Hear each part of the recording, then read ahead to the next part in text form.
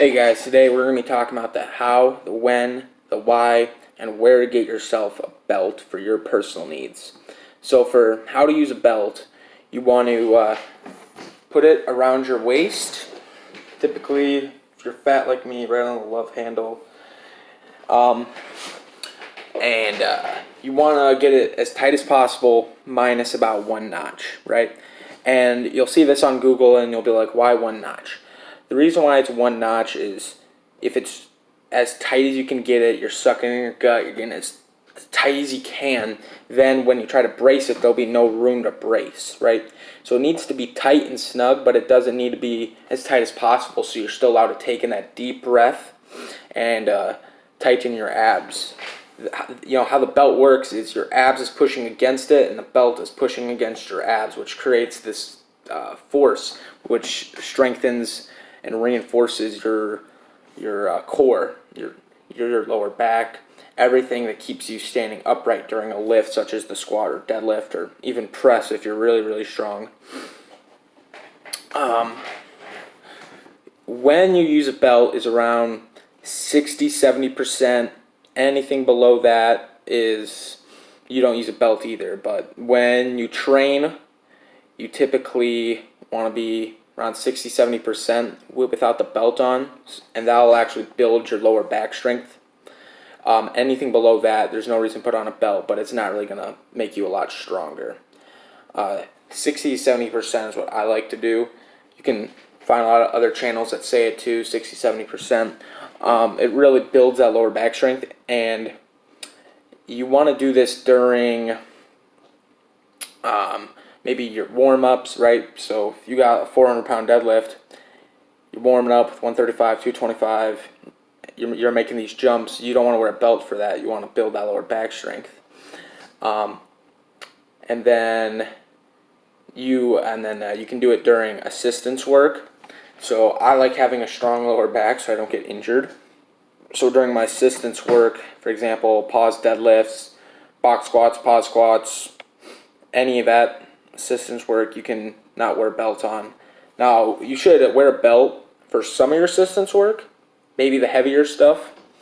But for the lighter stuff, it's good not to wear a belt. It just really reinforces your back and makes your back a lot stronger. So that way, when you do try to go above your max, your back is not the limiting factor. And it's really easy to just not, just don't implement the belt, just don't implement the belt. So where do you get yourself a quality belt, right? Typically when someone buys a belt from like Walmart or something, they'll get this fabric padded piece of crap. And that's not what you want at all, right? That's not going to give you a lot of support. It's going to be Velcro. Sure, it's cheap.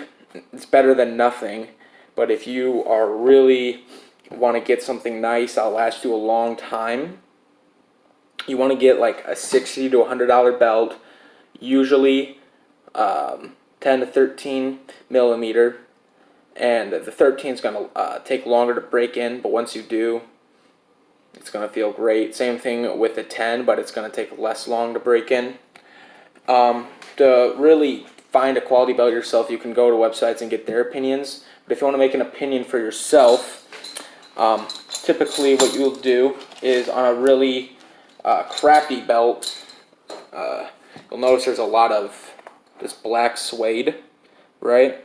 So what you want to do is if there's black suede going all the way around it, that means it's probably hiding how much leather is actually in there. So you want to get it with a top cut off so you can actually see how much leather's in there. Because this black suede stuff, it does nothing. Really, it just probably protects the leather. So you don't want a lot of it if you're paying that much for a belt. So you want to get that cut off, and you want to see how much is actually in there, right? So now it comes down to, do you want a 1-prong, 2-prong, or a latch belt? 1-prong and 2-prong, I heard a lot of people say 1-prong has the same support as a 2-prong, and 2-prong is just pain in the ass to put on. So what I'd recommend doing is either getting a 1-prong or a lever. A lever belt, you have to tighten it with a screwdriver, to my knowledge. Maybe there's other belts you don't have to do that. But it's not as adjustable. So if you are cutting, bulking a lot, if you're just not good at staying in a certain weight, maybe that's not the option for you. If you're a advanced lifter, and you're staying around the same weight, you're good at, your nutrition, you're disciplined, maybe the latch is better for you because you're actually able to stay at your weight consistently. Personally, I've had experience with both. I think the lever action is badass, slapping it on.